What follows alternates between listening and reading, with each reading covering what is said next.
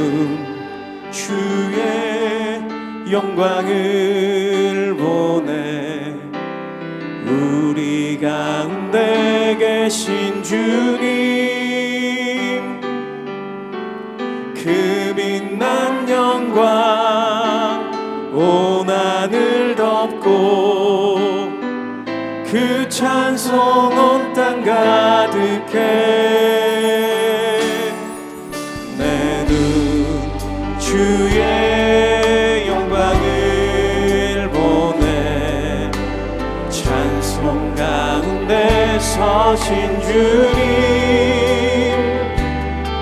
주님의 얼굴은 온 세상 향하네.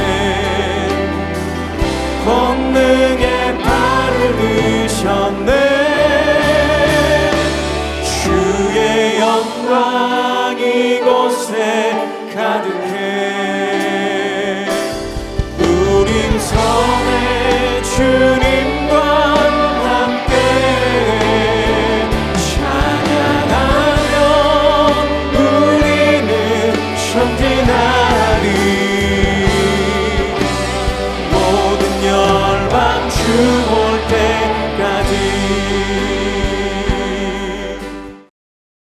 제 19장.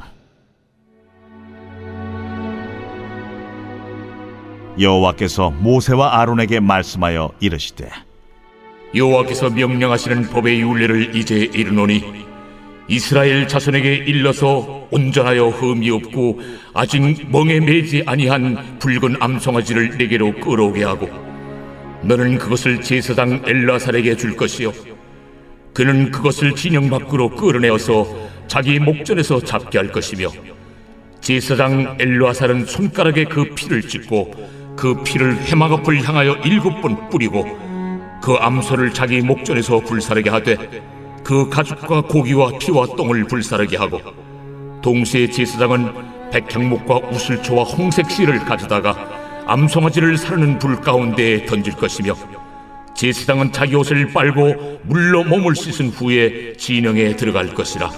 그는 저녁까지 부정하리라. 송아지를 불사른 자도 자기의 옷을 물로 빨고 물로 그 몸을 씻을 것이라. 그도 저녁까지 부정하리라. 이에 정결한 자가 암송아지의 채를 거두어 진영 밖 정한 곳에 둘지니 이것은 이스라엘 자손 회중을 위하여 간직하였다가 부정을 씻는 물을 위해 간직할지니 그것은 속죄제니라. 암송아지의 채를 거둔 자도 자기 옷을 빨 것이며 저녁까지 부정하리라. 이는 이스라엘 자손과 그 중에 거류하는 외인에게 영원한 율례니라. 오늘 예배 자리에 나오신 모든 성도님들을 주님의 이름으로 환영하고 축복합니다. 오늘 민수기 19장 1절부터 10절 말씀을 통해 단호한 배려라는 제목으로 하나님이 주시는 말씀의 은혜를 함께 받고자 합니다. 오늘 말씀은 붉은 송아지의 재 혹은 정결하게 하는 물이라고 불리우는 말씀입니다. 오늘 1절 말씀은 이렇게 시작합니다. 여호와께서 모세와 아론에게 말씀하여 이르시되. 하나님께서 말씀하셨습니다. 무엇을 말씀하셨냐면 2절 상반절에 이렇게 기록되어 있습니다. 여호와께서 명령하시는 법의 율례를 이제 이르노니. 여기에 보면 법의 율례라는 표현이 나옵니다. 율례라는 단어 안에는 공식적으로 선포된 효력이 있는 법률 혹은 규례라는 의미가 담겨 있습니다. 그러니까 법의 율례라는 표현은 강조하기 위해 사용되어진 것입니다.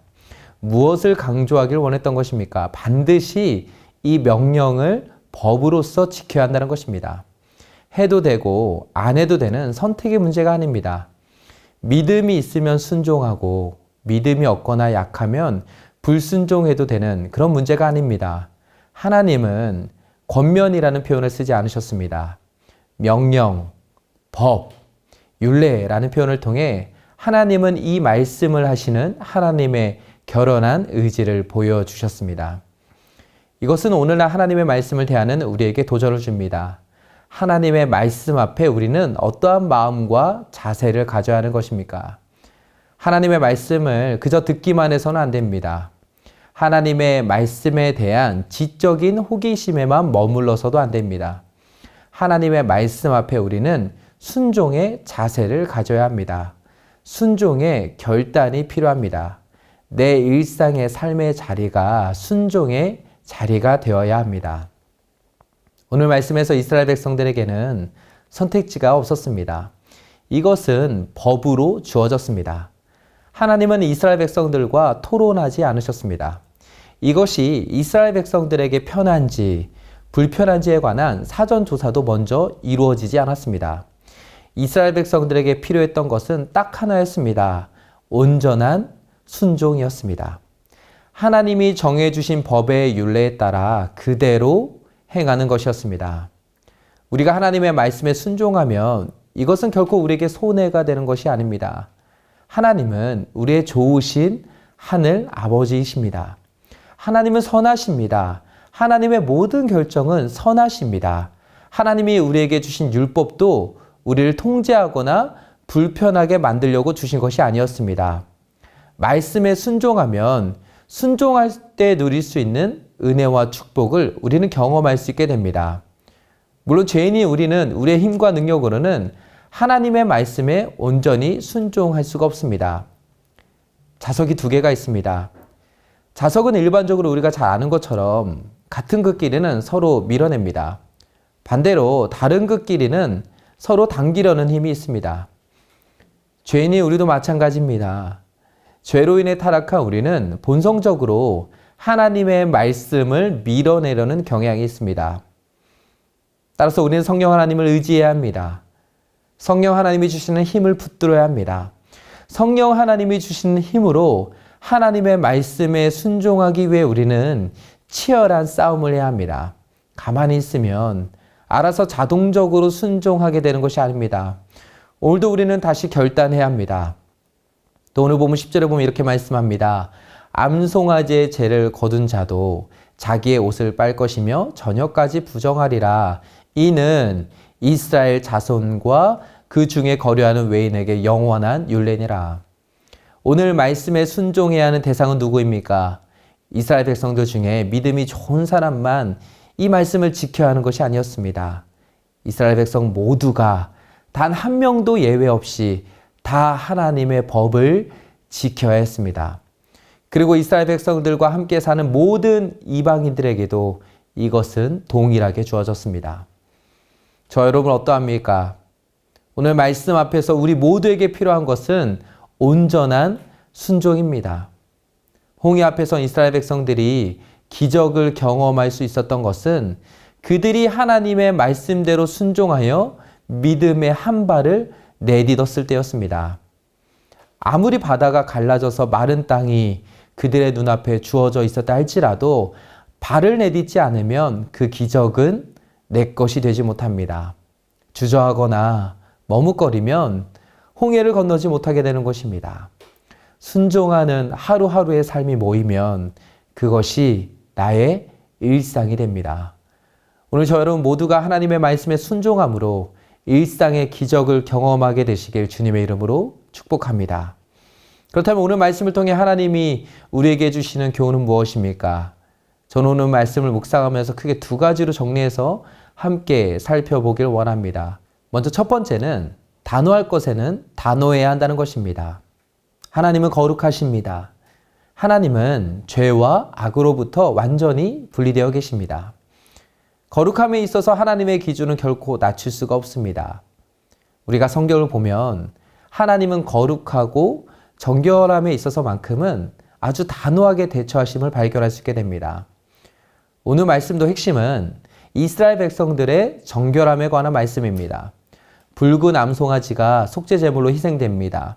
제사장은 회막 앞쪽을 향해 7번 그 피를 손가락으로 찍어서 뿌립니다. 그 후에 송아지는 가죽과 고기와 내장 모두 불태워지게 됩니다. 불태워지는 가운데 백향목과 우슬초와 홍색실이 던져집니다. 시간이 지나고 모든 것이 다 타고 재가 남게 됩니다. 암송아지의 재는 다 거두어서 진영 밖 정한 곳에 두게 됩니다. 이것을 두고 9절에서는 이렇게 말씀합니다. 이에 정결한 자가 암송아지의 재를 거두어 진영 밖 정한 곳에 둘지니 이것은 이스라엘 자손 회중을 위하여 간직하였다가 부정을 씻는 물을 위해 간직할지니 그것은 속죄되니라. 세번역 성경에 보면 9절 하반절을 이렇게 번역하고 있습니다.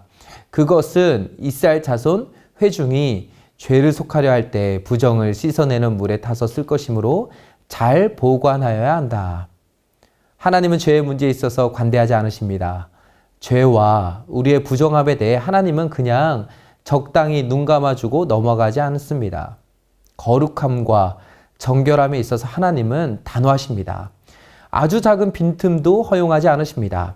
오늘 말씀에 보면 이 의식을 전체적으로 도맡아 진행한 제사장과 송아지를 불태운 사람과 그 죄를 거둔 사람 모두 부정하게 되었다고 말씀합니다.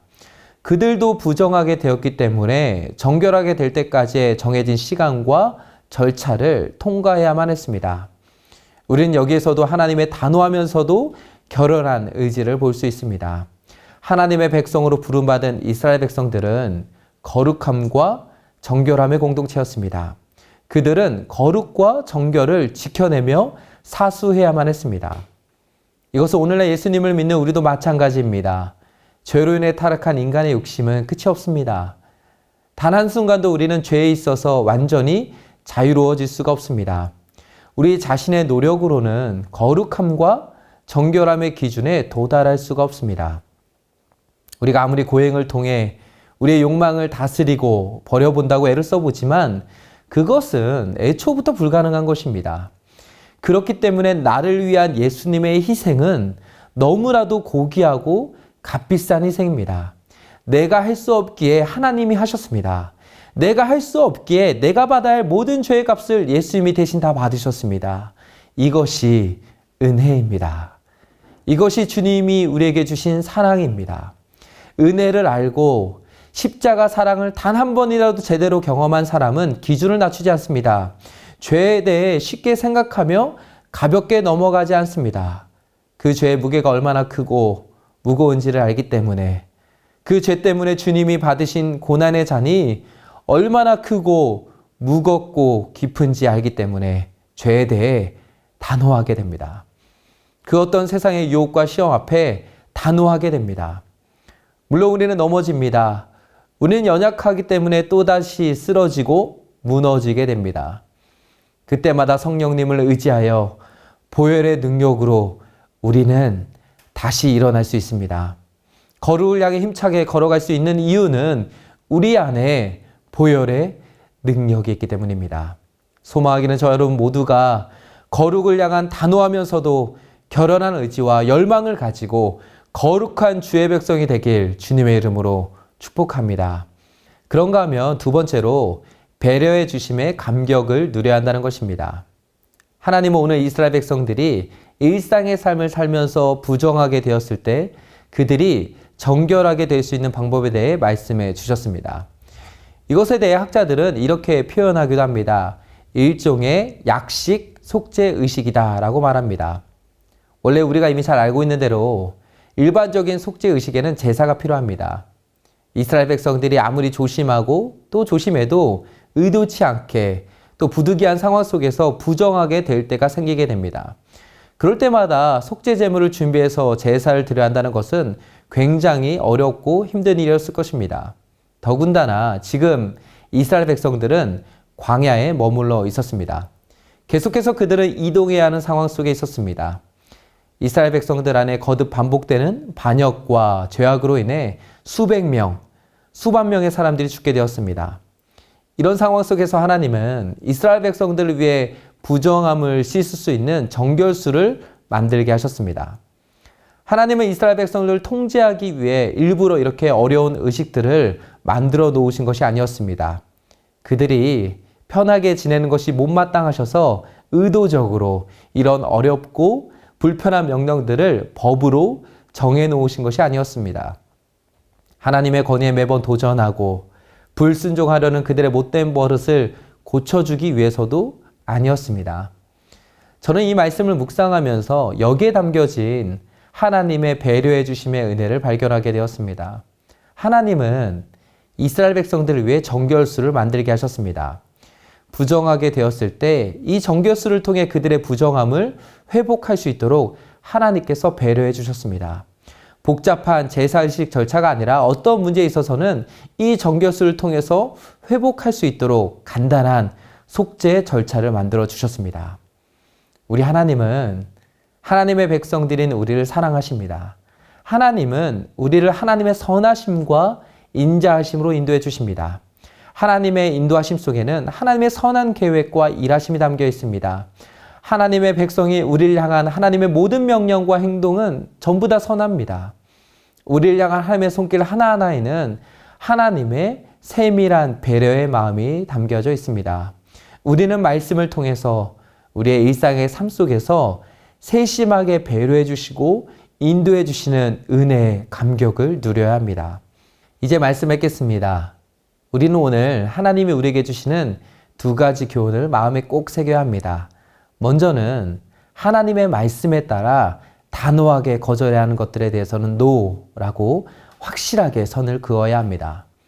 그리고 우리를 향한 하나님의 세심한 배려에는 YES라고 받아들여야 합니다.